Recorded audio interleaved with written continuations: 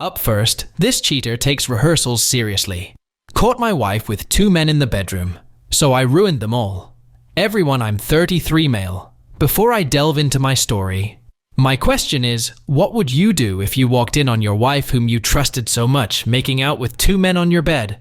The first time I met my wife Tracy, 29 female, was at the movies. I had gone to watch a newly released movie with my friends, and she was there with her girls gang. We kicked things off that day. Soon we started seeing each other. We dated for a year and eventually married. What started as mere friendship became one of my saddest love stories. At the beginning of our marriage, it felt like being married to Tracy was a blessing. We were happy together, and I did all I could as a man and her husband to support her dreams and push her to be more. And for the first 2 years, we had a good marriage. Tracy was also sweet, supportive, and smart. I'd love to say that she was everything I wanted in a woman. A great cook, a fantastic personality, an elegant person, and she was truthful if there was anything I loved in her the most. It was her truthfulness. While Tracy worked in a fast food restaurant, I was a graphic designer and worked with the organization that printed banners, billboards design, etc. We both earned a decent amount of money, but I did most of the spending at home because Tracy used her money to pursue her passion. Before Tracy and I married, she told me being an actress was her childhood dream, but she never got the opportunity to do what she loved because her parents did not support her dreams. Her parents insisted she studied something else in college because being an actress was not as noble as she saw it. When Tracy told me about her lifelong dream and her interest in still becoming an actress, if it was okay by me, I told her it was fine for someone who didn't pursue the profession I loved. I knew what it felt like to be passionate about something and not to do it. So I supported Tracy in signing up for drama clubs, volunteer roles, and other acting roles that pushed her closer to her passion and dreams. Also, we planned that she would go to a theater art academy in the years to come, once we had enough money saved. Another reason I supported Tracy to pursue her career as an actress was because she was naturally talented in acting aside from being an annoying drama queen. She was so good at acting.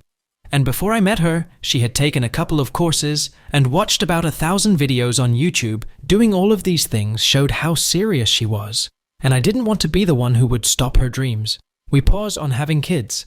Because of her plans for tracing her academy, we planned to start having children after she graduated from the academy. At least, I believe she would land good roles in plays, dramas, or even movie roles by that time. Even think that it was I who kept encouraging her to volunteer for dramas, plays, and other roles, because she could land big roles by showing people how good and talented she was.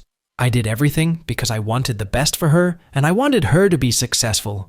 When Tracy asked if I was cool with her pursuing her passion as an actress, we were still in the first year of our marriage, and by that time everything was still lovey-dovey between us. We never fought or had any serious arguments. She was like a sweet peach, who respected and treated me with love for that first year. Tracy kept applying for different volunteer roles online, but couldn't get anything.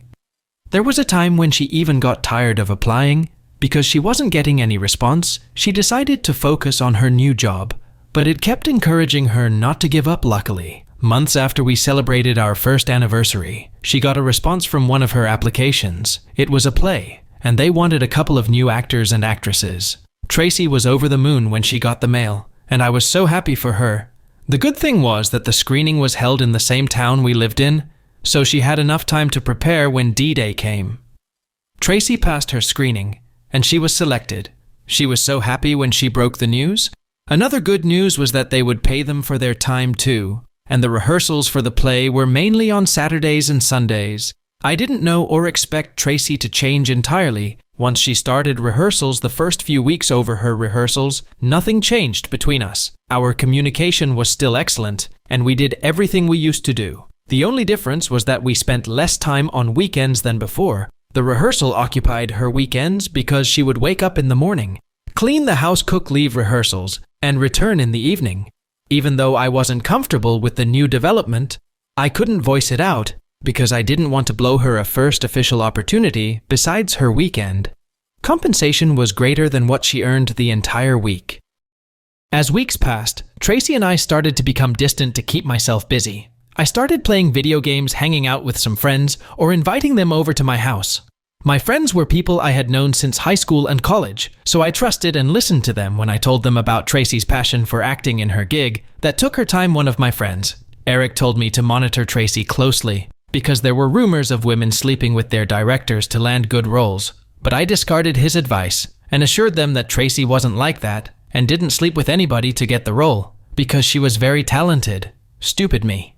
Yeah, with my response, they didn't talk about her again. They only advised me to monitor her closely because new actors and actresses like Tracy had high infidelity rate. I didn't take their words to heart because I was 100% sure that at the time that Tracy wouldn't do anything to hurt me or ruin her happy marriage. But despite not taking their words to heart, it still remained in my head, and subconsciously I found myself being weird about Tracy and asking her weird questions when Tracy noticed how different I had become. She complained about the questions I had asked her and how I had been treating her, so I was forced to apologize and tell her what my friend said. After I told Tracy everything, she just laughed and said she couldn't cheat on me because she loved me so much, and in her words, "You're the best husband in the world, and only a foolish and ungrateful woman would cheat on you," when she said that I had to enter peace, knowing that Tracy wouldn't cheat on me. I wish I didn't know she was only doing what she knew to do best, acting, and that she had been cheating on me, even before we had that conversation. Tracy changed so much in the following weeks, in a way I can't even describe. Our conversation started feeling forced, and that excitement she had whenever she returned home disappeared before she changed. Tracy was literally a parrot. She would come home and tell me about everything that happened during their rehearsals. Even though I had never been to their rehearsals, I knew all the names of everyone who rehearsed with her, how they looked, and their different personalities. This is because Tracy told me everything about them. We were that close, and I always look forward to our updates every weekend. But everything stopped, in addition to her withdrawal. Tracy started being defensive. She took offense to almost everything I said, even with old jokes that used to crack her up, before she started feeling like I was attacking her with my jokes, or I referred to her in most things. I said then she upgraded her wardrobe.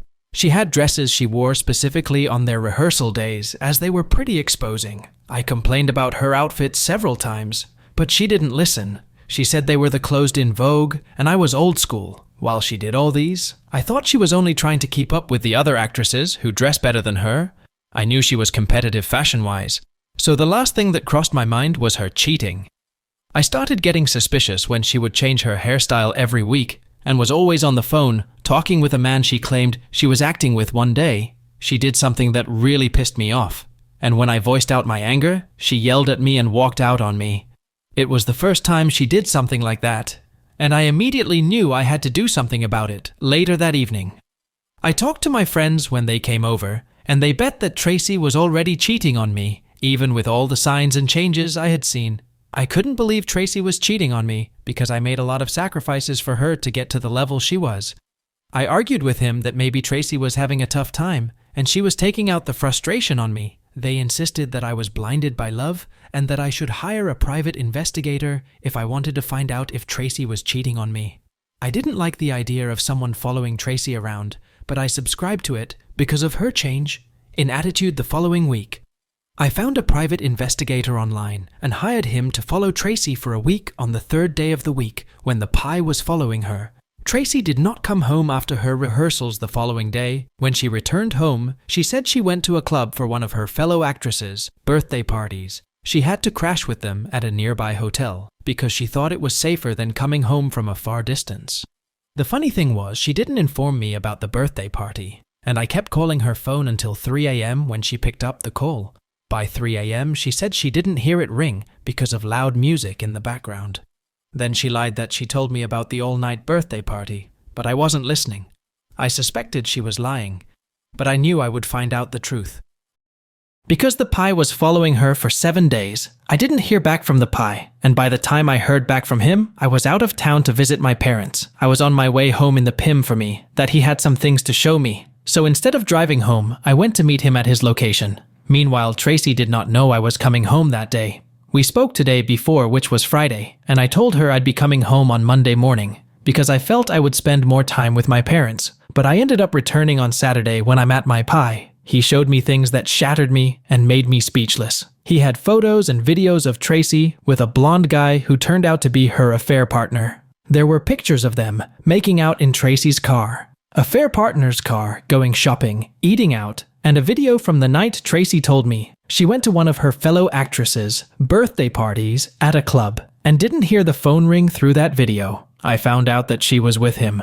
The entire night they went clubbing together, but left around 10 p.m., and they drove to his apartment where she spent the rest of the night. So it meant she had seen my calls, but deliberately refused to take them. I was shocked that Tracy cheated on me. She looked like someone with whom I could build a promising future.